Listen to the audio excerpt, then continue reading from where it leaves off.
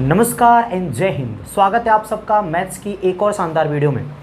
आज की इस क्लास में हम एक्सरसाइज 13.3 के क्वेश्चन नंबर 12 से आगे के क्वेश्चंस करेंगे। क्वेश्चन नंबर 12 में कह रहा है अ डाई इज टॉस्ड 3 टाइम्स, मतलब एक डाई को हम क्या करते हैं 3 बार टॉस करते हैं। फिर आगे कह रहा है find the probability of getting an odd number at least once. हमें इस बात की प्रोबेबिलिटी बताओ कि जो ऑड नंबर है कम से कम एक बार तो आएगा। तो देखो सुनो, मैं इसका सॉल्यूशन करता हूं। Probability of getting all 3 even number is equal to, ध्यान से सुनना, हमने क्या करा, एक डाई को टॉस करा है 3 बार। एक डाई को हमने क्या करा, टॉस करा 3 बार, पहले फिर दूसरी बार फिर तीसरी बार। हमसे वो कह रहा है प्रोबेबिलिटी बताओ of getting at least one odd number, कम से कम एक ऑड नंबर आया 3 बार डाई को टॉस करने में, इस बात की हमें प्रोबेबिलिटी बतानी है।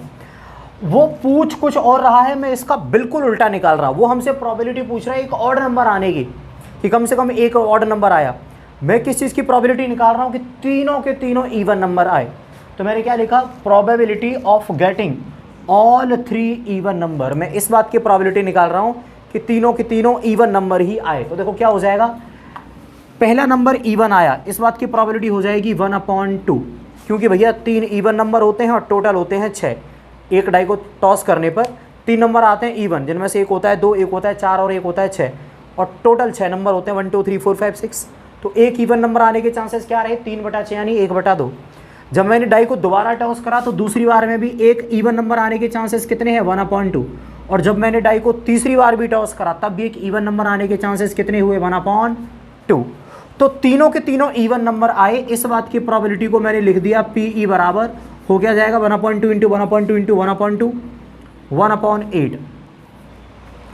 जो 1/8 है ये इस बात की प्रोबेबिलिटी है कि तीनों के तीनों क्या आए, इवन नंबर आए। जब मैंने डाई को पहली बार टॉस करा इवन नंबर आ गया, डाई को दूसरी बार टॉस करा इवन नंबर आ गया, डाई को तीसरी बार टॉस करा इवन नंबर आ गया, तीनों इवन नंबर आए, इस बात की प्रोबेबिलिटी क्या है 1/8। ठीक, अब मैं आपसे कहता हूं probability of getting at least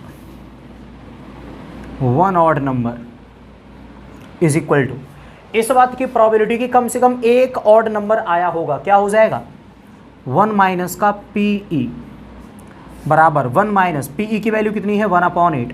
solve करेंगे तो 7/8, यह आ गया हमारा आंसर।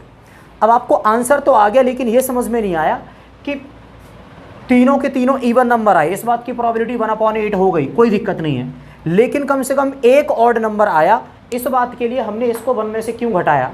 तो एक बात सुनो, जब मैंने 1/8 को 1 में से घटाया, ठीक है, 1/8 इस बात की प्रोबेबिलिटी थी कि तीनों इवन नंबर आए, ठीक, और जब मैंने 1/8 को 1 में से घटा दिया तब हमारा क्या आया, तब हमारी प्रोबेबिलिटी इस बात की आई कि तीनों के तीनों इवन नंबर नहीं आए।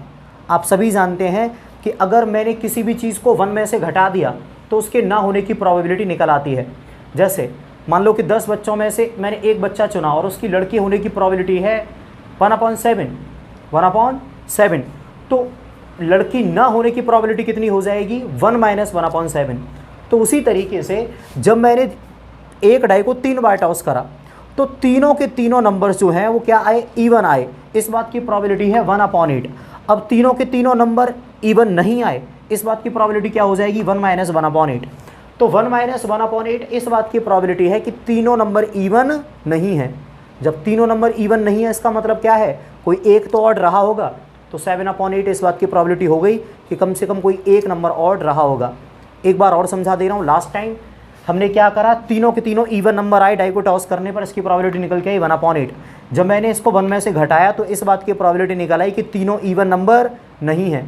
जो अगर तीनों इवन नंबर नहीं है मतलब क्या है कि कम से कम एक तो ऑड नंबर है, तो इस बात की प्रोबेबिलिटी 7/8 आ गई। समझ में नहीं आया हो आप रिपीट करके देख लो, हम आगे चलते हैं। क्वेश्चन 13 की बारी है। इसमें क्या कह रहा है, 2 balls are drawn at random with replacement, यानी हमने रिप्लेसमेंट के साथ 2 बॉल निकाली रैंडमली। देखो रिप्लेसमेंट का मतलब क्या होता है कि मैंने पहली बॉल निकाली, उसका कलर देखा, वापस डाल दी, वो सारी बॉल मिला दी और फिर दोबारा बॉल निकाली, इसको हम कहते हैं विद रिप्लेसमेंट। और विदाउट रिप्लेसमेंट क्या होता है, मैंने एक बॉल निकाली, उसको देखा, बाहर रख दिया, फिर दूसरी बॉल निकाली। तो यहाँ पर वो कर रहा है वो विद रिप्लेसमेंट है, मतलब बॉल को निकालता है, देखता है और वो बॉल वापस डाल देता है। चलो आगे देखेंगे। तो 2 बॉल्स आर ड्रॉन, 2 बॉल हमने निकाली at randomly with replacement, replacement के साथ साथ, from a box containing 10 black and 8 red ball. एक बैग के अंदर या एक बॉक्स के अंदर 10 ब्लैक बॉल है, 8 रेड बॉल है, उसमें से हमने 2 बॉल निकाली। फाइंड द प्रोबेबिलिटी दैट, तो हमें प्रोबेबिलिटी निकालनी है किस चीज़ की, 3 पार्ट दे रखे हैं इस वाले सवाल के, तो चलो हम एक एक करके करते हैं। तो सॉल्यूशन 1, पहले वाले पार्ट का सॉल्यूशन, 2 बॉल्स आर रेड, दोनों की दोनों बॉल रेड हैं, इस बात की हमें प्रोबेबिलिटी निकालनी है। तो देखो मैंने इसको नाम दे दिया E1। अब दोनों की दोनों बॉल जो है वो रेड हैं, बोथ बॉल्स आर रेड। अगर दोनों बॉल रेड हैं, पहली बॉल की रेड होने के चांसेस कितने हैं, तो देखो भैया पहली बॉल के रेड होने के चांसेस हैं, टोटल रेड बॉल हैं 8, माफ़ करना, रेड बॉल हैं टोटल 8 और सब कुल जोड़ जाट की जो बॉल्स हैं वो हैं 18। तो जो पहली बार में हमने बॉल निकाली उसके रेड होने की प्रोबेबिलिटी हो गई 8/18, क्योंकि 8 लाल कलर की बॉल हैं और टोटल बॉल 18 हैं। अब वो वाली बॉल मैंने देखी रेड है, वापस डाल दी और दोबारा से सारी बॉल मिला दी, फिर मैंने बॉल निकाली। अब उस दूसरी बॉल के भी रेड होने के चांसेस कितने हैं, दोबारा वही 8/18। समझ में आया? वो हमसे पूछ क्या रहा है कि दोनों बॉल्स रेड हैं, तो पहली बॉल रेड निकली और दूसरी भी बॉल रेड निकली, तो पहली की भी 8/18, दूसरी की भी 8/18। सिंप्लीफाई करेंगे, 2 से कटेगा 4 बार, 2 से कटेगा 9 बार, 2 से कटेगा 4 बार, 2 से कटेगा 9 बार, मल्टीपल करने पर 4 × 4 16/9 × 9 81। तो ये हमारे क्वेश्चन नंबर 13 का पहले वाला पार्ट का आंसर आ गया। अब हम बात करेंगे सेकंड वाले पार्ट की। सेकंड वाले पार्ट में क्या कह रहा है, first ball is black and the second ball is red, कि हम जब बॉल्स निकाल रहे हैं दो, तो पहली वाली जो बॉल है वो ब्लैक आनी चाहिए और दूसरी वाली बॉल जो है वो रेड आनी चाहिए। तो देखो मैंने इसको रिप्रेजेंट कर लिया E2 के साथ। पहली वाली बॉल कैसी चाहिए, ब्लैक। ब्लैक बॉल निकलने की प्रोबेबिलिटी क्या है, देखो ब्लैक बॉल है टोटल 10 और टोटल बॉल कितनी है 18, तो पहली बॉल हमारी ब्लैक निकली, चांसेस क्या है 10/18। फिर सेकंड इज रेड, दूसरी बॉल रेड निकले, तो दूसरी बॉल रेड निकले, इस बात के चांसेस कितने हैं 8/18, 8/18। सिंप्लीफाई करेंगे, 2 से 4 बार और 2 से 9 बार, 2 से 5 बार, 2 से 9 बार, मल्टीपल करेंगे 5 × 4 20/81, 20/81। तो ये हमने सेकंड वाला पार्ट भी कर दिया। अब बात है थर्ड वाले पार्ट की। थर्ड वाले पार्ट में कह रहा है one of them is black and the other is red, मतलब जो 2 बॉल हमने निकाली हैं उन दोनों बॉल्स में से एक बॉल कैसी होनी चाहिए, ब्लैक, और एक बॉल कैसी होनी चाहिए, रेड। अब देखो इसमें हमने नाम दे दिया E3। इसमें क्या कह रहा है कि एक बॉल तो ब्लैक हो और दूसरी बॉल रेड हो। तो देखो हो सकता है कि जो पहली वाली बॉल है वो ब्लैक आए और जो दूसरी वाली बॉल है वो रेड आए। चांसेस क्या है पहली बॉल के ब्लैक होने के 10/18, दूसरी बॉल के रेड होने के चांसेस 8/18। लेकिन एक तरीका और पॉसिबल है, हो सकता है कि जो पहली बॉल है वो ब्लैक ना आके पहली बॉल रेड आ जाए, जबकि दूसरी वाली बॉल है वो ब्लैक आए। तो पहली वाली बॉल के रेड आने के चांसेस 8/18 इंटू दूसरी वाली बॉल के ब्लैक होने के चांसेस 10/18। इसको सिंप्लीफाई करेंगे प्लस इसको सिंप्लीफाई करेंगे तो आंसर आएगा 40/81। मैं इस वाले को दोबारा समझा देता हूँ। उसने कहा है कि कोई एक बॉल जो है वो ब्लैक आए और एक रेड आए, तो 2 तरीके हैं, हो सकता है पहली ब्लैक दूसरी रेड, या फिर हो सकता है कि पहली रेड दूसरी ब्लैक। तो इनकी मैंने प्रोबेबिलिटी निकाली, इसको सिंप्लीफाई करा, आंसर आ गया 40/81। इस तरीके से हमारा क्वेश्चन नंबर 13 हो गया ओवर। हम आगे चलते हैं। क्वेश्चन नंबर 14 क्या कह रहा है बेटा वो इसमें हमसे, ये कह रहा है probability of solving a specific problem, मतलब कोई भी एक प्रॉब्लम है उसको सॉल्व करने की probability by A and B, मतलब ए कोई व्यक्ति है और बी कोई दूसरा व्यक्ति है। तो किसी भी प्रॉब्लम को ए सॉल्व कर देता है, इस बात की प्रोबेबिलिटी है 1/2, और किसी भी प्रॉब्लम को बी सॉल्व कर देता है, इस बात की प्रोबेबिलिटी है 1/3। तो चलो मैं इन इन्फॉर्मेशंस को लिख लेता हूँ कि किसी प्रॉब्लम को ए सॉल्व कर देता है, इस बात की प्रोबेबिलिटी है 1/2। एंड किसी भी प्रॉब्लम को बी सॉल्व कर देता है, इस बात की प्रोबेबिलिटी है 1/3। क्लियर?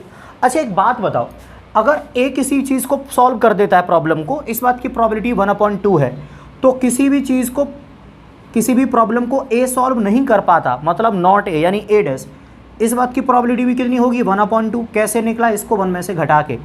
तो किसी प्रॉब्लम को ए सॉल्व कर सकता है, इसकी प्रोबेबिलिटी 1/2 दे रखी है।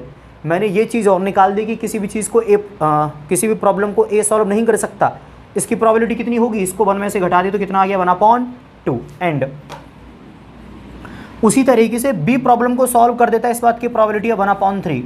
तो जो बी है वो किसी प्रॉब्लम को सॉल्व नहीं कर पाएगा, इस बात की प्रोबेबिलिटी हो जाएगी पी बी डैश, इसको 1 में से घटाना पड़ेगा, तो आंसर कितना आ जाएगा 2/3। तो ए के सॉल्व करने की प्रोबेबिलिटी, सॉल्व ना कर पाने की प्रोबेबिलिटी, बी के द्वारा प्रॉब्लम को सॉल्व करने की प्रोबेबिलिटी, सॉल्व ना कर पाने की प्रोबेबिलिटी, ये सब मैंने लिख ली। अब हमें यहाँ पर कई सारी चीज़ें हैं, उनको शुरुआत करते हैं। तो देखो नंबर 1 सॉल्यूशन 1 क्या कहता है, द प्रॉब्लम इज सॉल्व्ड। जो प्रॉब्लम है वो सॉल्व हो गई, इस बात की प्रोबेबिलिटी क्या है। देखो अगर प्रॉब्लम सॉल्व हो गई है तो उस प्रॉब्लम को या तो ए ने सॉल्व करा होगा या फिर बी ने सॉल्व करा होगा। केवल हमें इतना पता है द प्रॉब्लम इज सॉल्व्ड, मतलब या तो प्रॉब्लम को ए ने सॉल्व करा है या फिर बी ने सॉल्व करा है। मतलब क्या है, इसका मतलब हुआ probability of A union B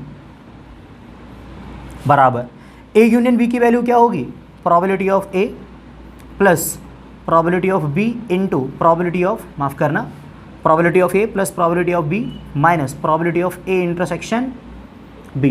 तो वैल्यू डालते हैं, तो यहाँ पर देखो ए की प्रोबेबिलिटी 1/2, बी की probability 1/3 minus A intersection B की प्रोबेबिलिटी।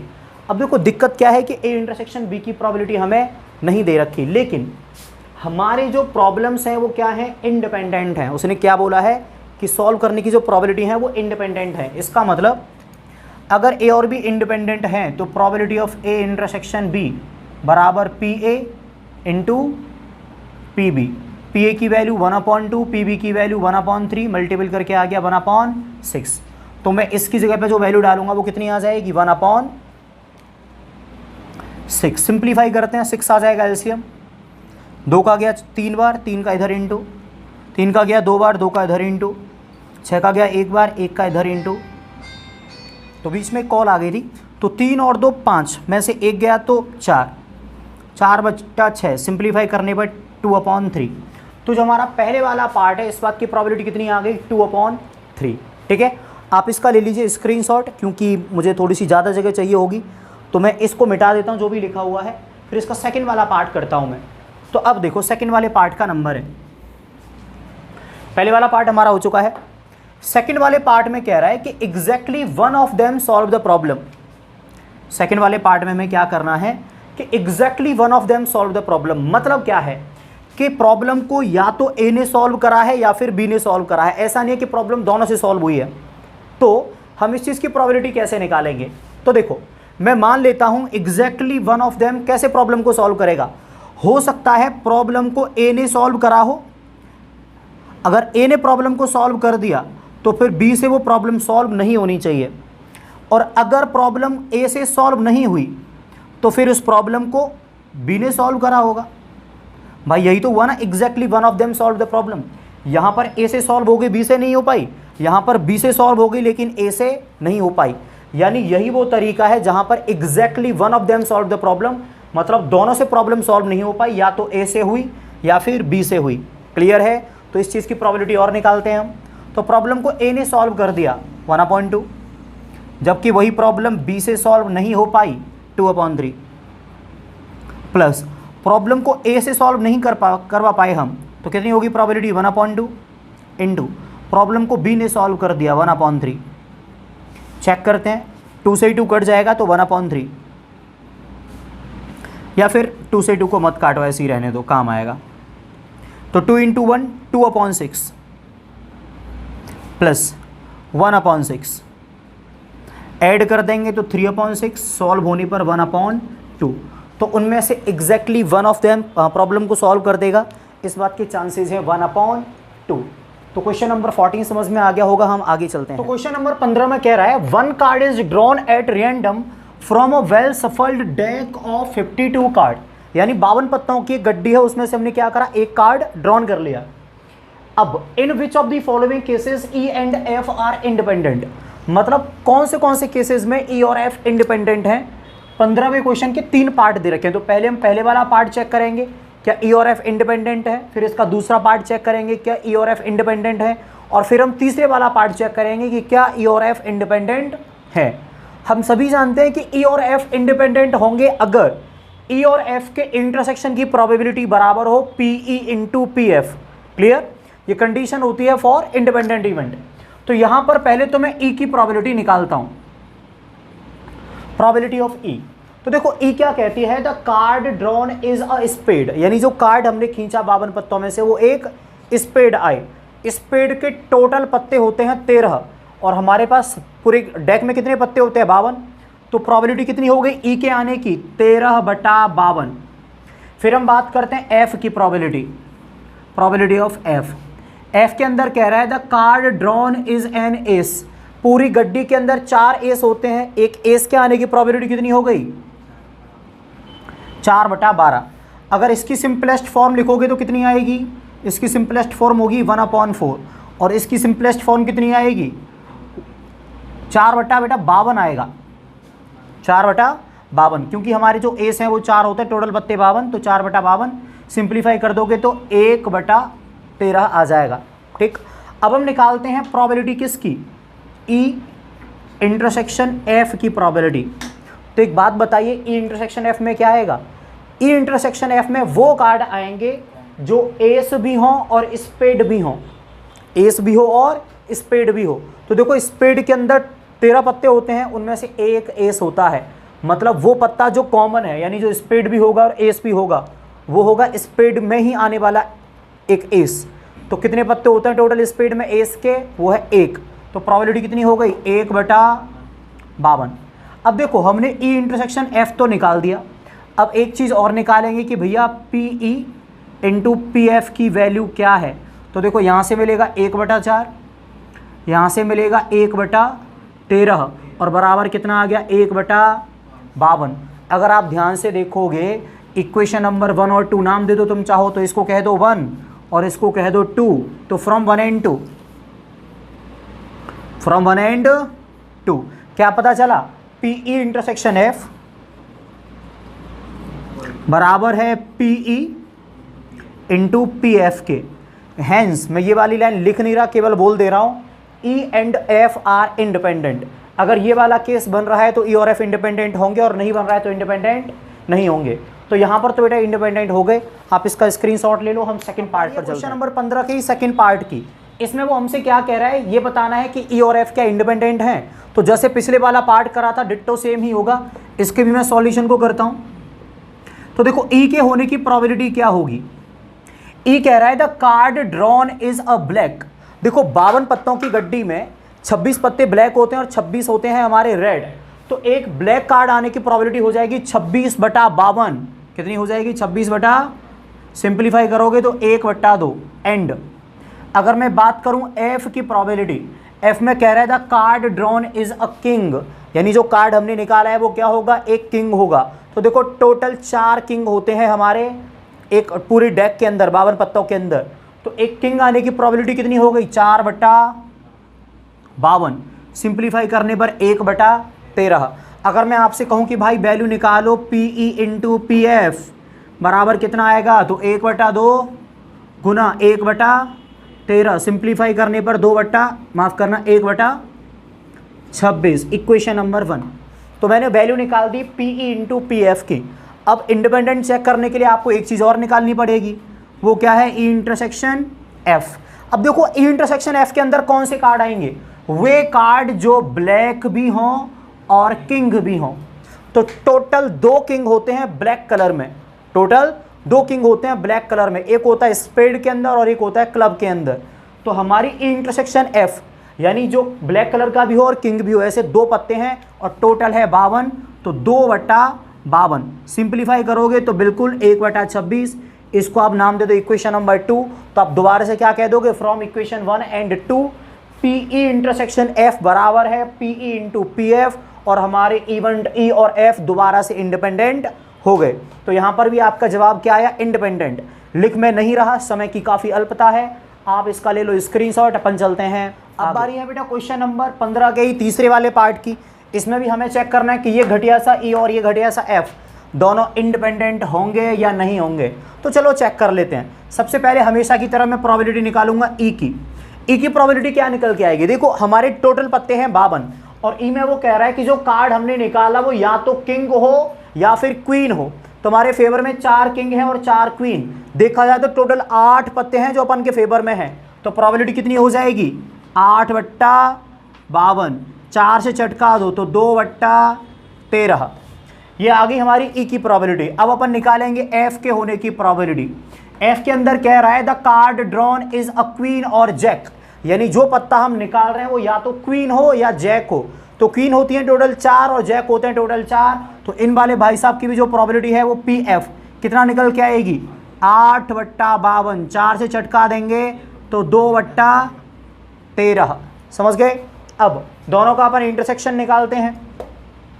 चलो इंटरसेक्शन से पहले मैं P E into P F निकाल देता हूं। तो यहां से मिलेगा 2/13 इंटू यहां से मिलेगा 2/13, मल्टीपल करने पर 4/169, इक्वेशन नंबर 1।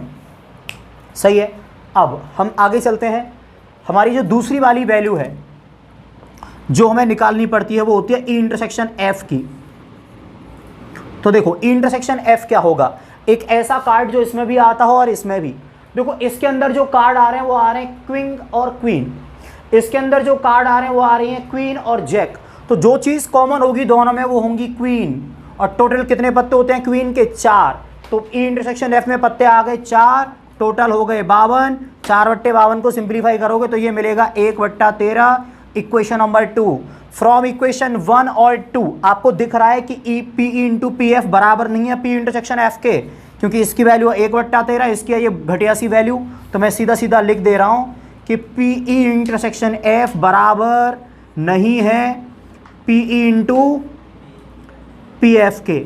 अब जो आगे वाली लाइन है अंग्रेजी में आपको खुद लिखनी है, hence event E and F are not independent, दोनों इंडिपेंडेंट नहीं है। यही भाई ने अपन से पूछा था कि कौन से इंडिपेंडेंट हैं, तो पहला और दूसरा थे, तीसरे वाला नहीं था। Question number 15 over, goodbye, tata. अब बारी है क्वेश्चन नंबर 16 की। समय बचाने के लिए मैंने क्वेश्चन लिखा नहीं है, लेकिन आपको वो फ्लैश जरूर होगा अपनी स्क्रीन पर। क्वेश्चन नंबर 16 में क्या कह रहा है, in a hostel 60% of the student read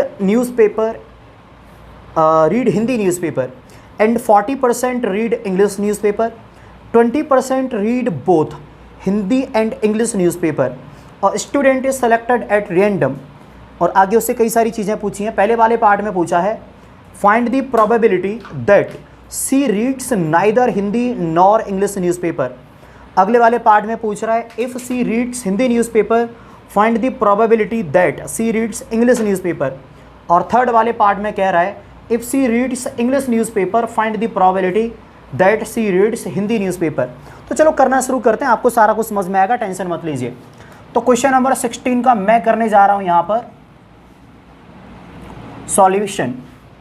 शुरुआत में उसने दे रखा है कि किसी भी हॉस्टल में रहने वाले बच्चों में से 60% क्या करते हैं, हिंदी न्यूज़पेपर रीड करते हैं। तो देखो कोई भी बच्चा अगर हिंदी न्यूज़पेपर रीड करता है उसको मैंने रिप्रेजेंट कर दिया PH से, और कितने परसेंट लोग कर रहे हैं ऐसा, 60%। तो 60/100 आप चाहें तो उसको 0.6 करके लिख सकते हैं। फिर आगे कह रहा है 40% रीड इंग्लिश न्यूज़पेपर। तो अगर इंग्लिश न्यूज़पेपर पढ़ने वाले लोगों को अगर मैं रिप्रेजेंट करूं PE से तो वो कितने हैं, 40%। कितने हैं, 40%। अगर मैं इसको पॉइंट में लिखूं तो 0.4 आ जाएगा।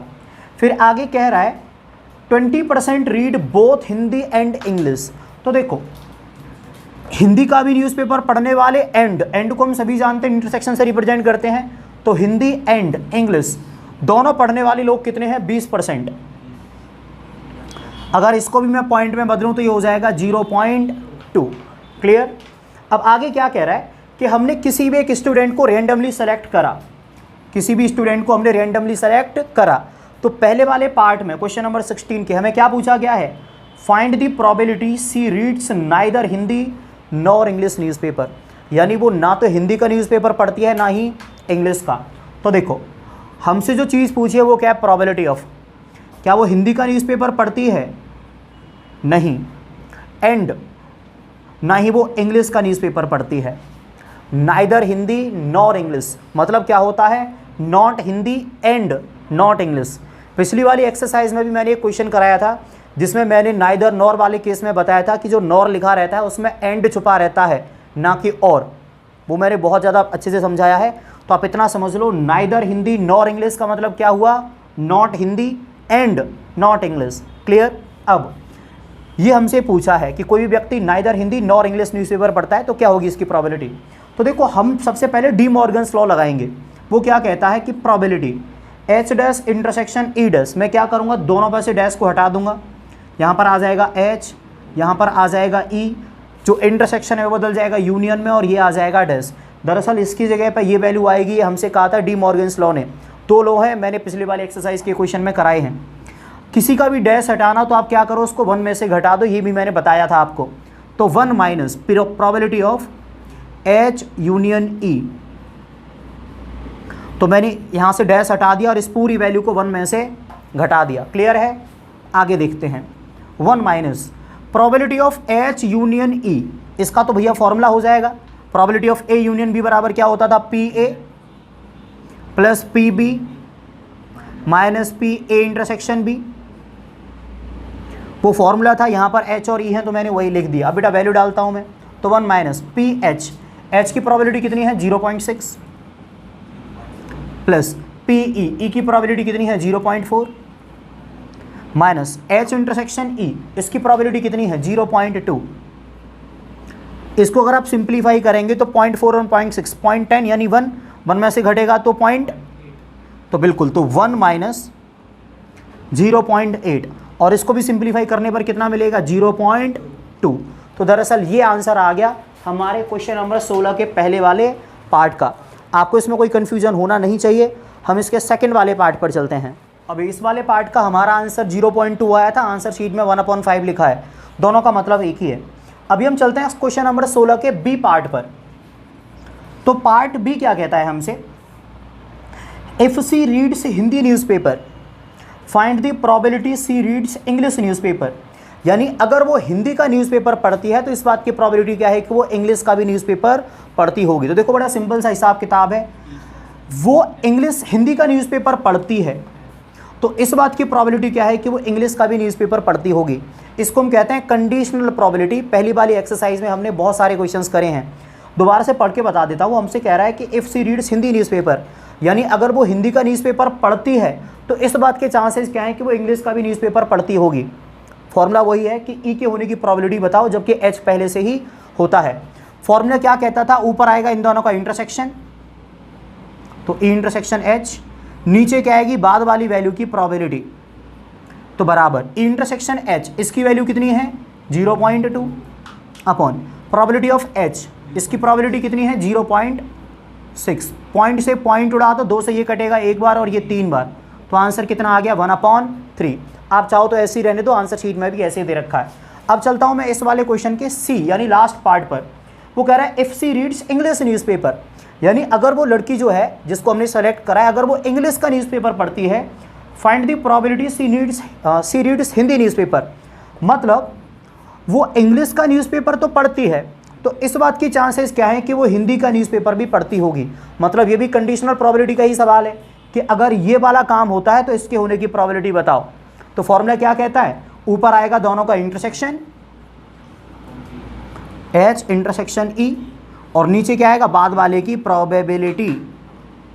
तो देखो भैया एच इंटरसेक्शन ई, इसकी प्रोबेबिलिटी कितनी दे रखी है हमें 0.2, प्रोबेबिलिटी ऑफ ई की प्रोबेबिलिटी दे रखी है 0.4।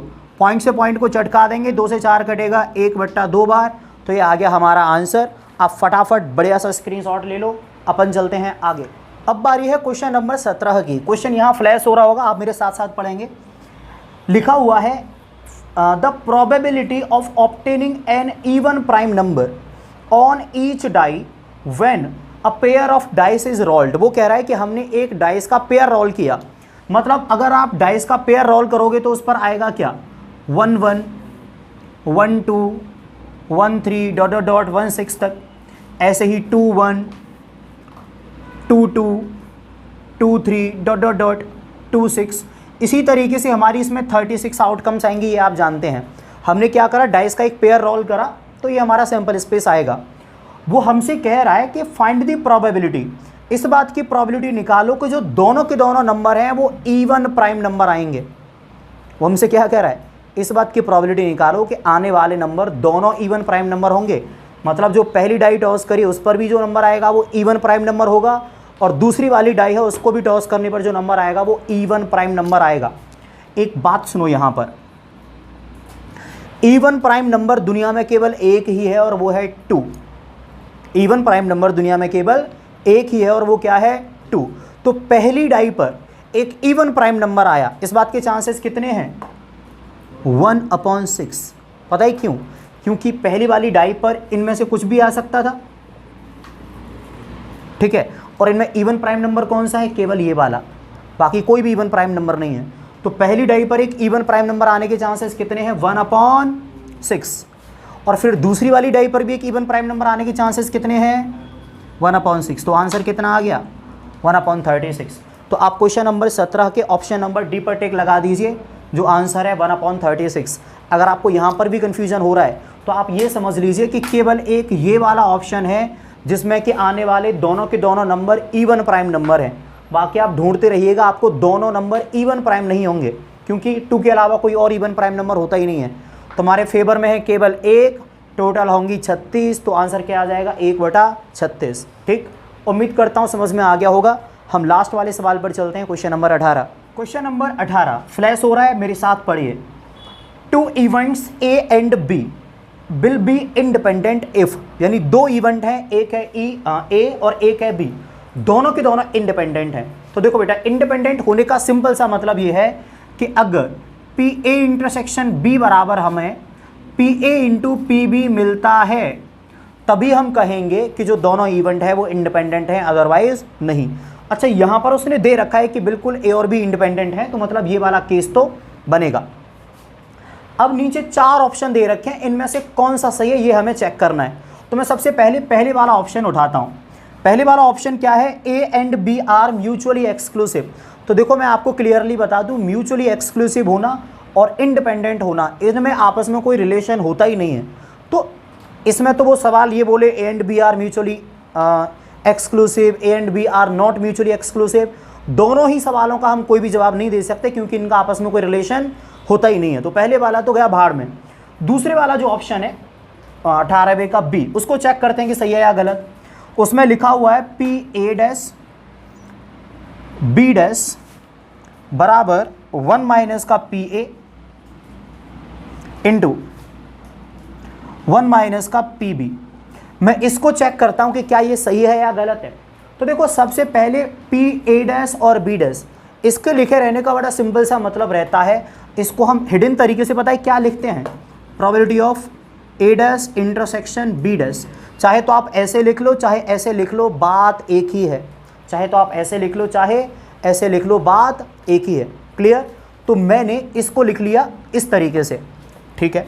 अब ये आगे जाके क्या बनेगा, ये आगे जाके इन दोनों का मैं अंदर मल्टीपल कर दूं, तो मैंने इसका इंटू करा 1 में तो 1 का इंटू करा इसमें तो माइनस का पी बी, इसका इंटू करा इसमें तो माइनस का पी ए, और इसका इंटू करा इसमें तो कितना मिला, प्लस का P A into P B. सही है।